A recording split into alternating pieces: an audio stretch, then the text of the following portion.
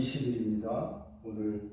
오늘은 이사야서 55장의 말씀을 가지고 돌아오라 지금이라는 제목으로 설교를 하겠습니다. 병원에서 청력 검사를 받아본 적 있습니까? 청력이 약한 사람은 큰 소리는 듣지만 미세한 소리는 듣지 못합니다. 만약에 큰 소리도 듣지 못한다면 그 사람은 분명히 청각 장애자일 것입니다.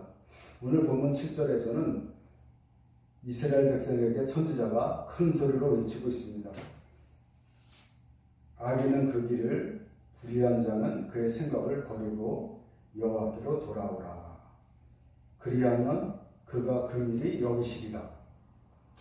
하나님께서 죄인들에게 돌아오라고 하시는 것은 징계를 하시기 위함이 아닙니다. 돌아오면은 용서해 주신다는 거예요. 불쌍히 여기신다는 거예요. 근데 악한 자들과 불의한 자들은 돌아오려고 하지 않습니다. 여러분, 이것이 이 시대의 모습입니다. 지금도 이 나라의 악한 자들과 불의한 자들은 하나님의 음성에 귀를 막고 있어요. 참으로 이것은 엄청나게 두려운 일이고 안타까운 일입니다. 선지자는 영적으로 타락한 이스라엘 백성들에게 호소를 하고 있죠. 악한 길에서 돌아오라고. 영적으로 타락한 백성들뿐만 아니라 육체적으로 타락한 백성들에게도 하나님은 같은 음성을 들려주십니다. 그러니까 하나님께서 지금 돌아오면 과거의 죄를 묻지 않고 용서해 주신다는 겁니다.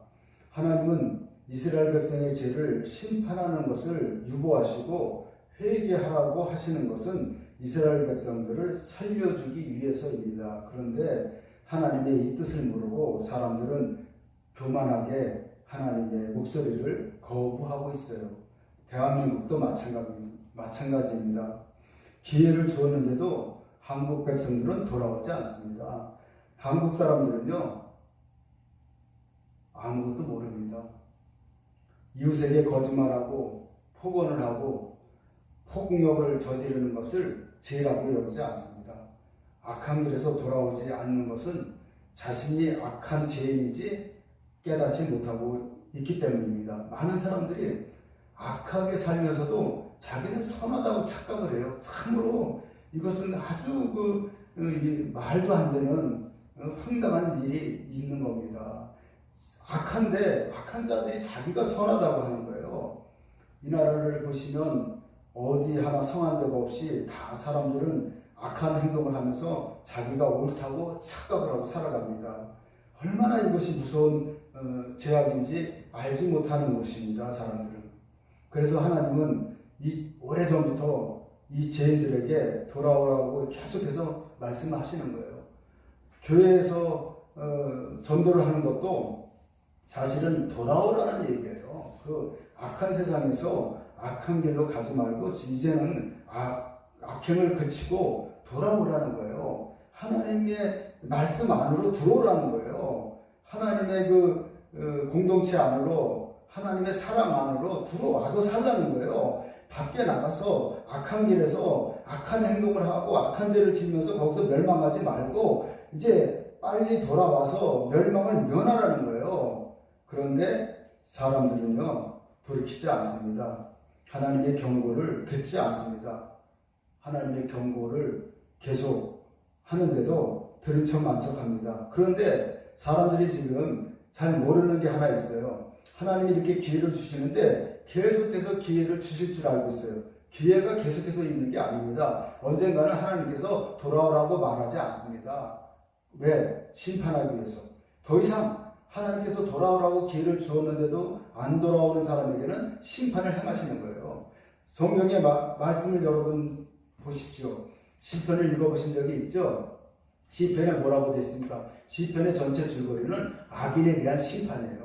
악한 자들에 대한 징벌이 있다는 거예요. 엄청난 혹독한 징벌이 있다는 거예요. 시편 37편에도 그렇습니다. 악인을 부러워하지 말라고 하는 것도 악인이 망한다는 거예요. 그런데 악인이 망한다는 이런 말씀을 성경 곳곳에서 우리가 보고 있음에도 불구하고 더 악한 길로 가는 거예요, 사람들이. 왜 악한 길로 가니까? 고집을 버리지 못해요. 그 죄를 버리지 못해요. 내가 이웃에게 작은 거짓말도 재고 이웃을 그 마음에 그 아프게 말을 하는 거, 막말을 하는 것도 재거든요. 얼마나 이 요즘 사람들이 폭언을 합니까? 말이 거칩니까? 행동이 거칠어요. 다 무서워요. 다 전쟁에 나가는 어떤 군대 같아요. 응? 무슨 뭐 옛날에 중세 때 칼과 창을 들고 싸우는 그런 중세 무사들 같아요. 응? 그렇게 누군가를 보면은 그냥 잡아서 죽이려고 하는 증오와 미움이 가득한 사람들이 지금 이 시대 사람들이에요. 한국 사람들은요, 말할 수 없어요. 지금 정치인들부터 비롯해서 사법부라든가 모든 곳에서 하나님을 거부하고 있어요. 하나님은 사법부에도 얘기합니다. 정직하고 양심 바른 판결을 하라고 하는데도 듣지 않습니다. 다 돌아오지 않아요. 회개를 하라고 하는데 회개를 안 합니다. 왜냐하면 자기가 살고 있는 지금 모든 것이 만족하니까. 돈도 있고 먹을 것도 많고 집도 좋고 그 편하니까 하나님께 안 돌아오는 거예요. 이렇게 살면 될 줄 알고 그렇게 사는 길에 멸망이 있는데 그렇게 계속 살아도 되는 줄 알고 그게 아무 일이 없는 줄 알고 그렇게 착각을 하고 살아가는 거예요. 그래서 돌아오지 않는 거예요. 지금 양심이 바른 사람들을 찾아보기 힘듭니다. 교회 안에서도 양심이 바른 사람들이 절반 정도 될까 말까 합니다. 나머지는요, 하나님을 속이고 이웃을 속이고 아주 가증스럽게 위선적으로 살아가요. 가짜 신자입니다. 하나님 믿는 척하면서 행동은 정반대로 하는 거예요. 여러분, 그런 사람들 하나님이 그대로 두시지 않습니다. 하나님을 두려워하지 않는 악한 백성들을 하나님께서 그냥 내버려 두실 것 같습니까? 천만의 말씀입니다. 시간이 많지 않습니다. 한국 사람들 계속 회개하지 않으면은 이전에 경험하지 못했던 큰 벌을, 크나큰 징계를 받을 수 있어요. 유교보다 더 큰 사건을 만날 수 있습니다. 그런데 회개를 하지 않습니다. 그러나 회개하는 사람들이 있기 때문에 하나님께서 계속해서 돌아오라고 말씀하시는 거예요. 하나님의 돌아오라는 음성은 인자합니다. 부드럽습니다. 이제 돌아오라고 아주 따뜻하게 말씀하세요. 그러나 돌아오지 않으면 하나님의 음성은 바뀝니다. 무섭게 바뀌어요. 그때는 심판의 음성으로 바뀝니다. 우리 한국 사람들이 지은 죄가 뭔지 아십니까? 지금 첫째는 우상을 숭배하는 죄예요. 옛날부터 미신을 섬겼어요. 샤머니즘, 무속신앙에 빠졌어요. 하나님을 믿지 않고 자연 만물에게 복을 빌었어요.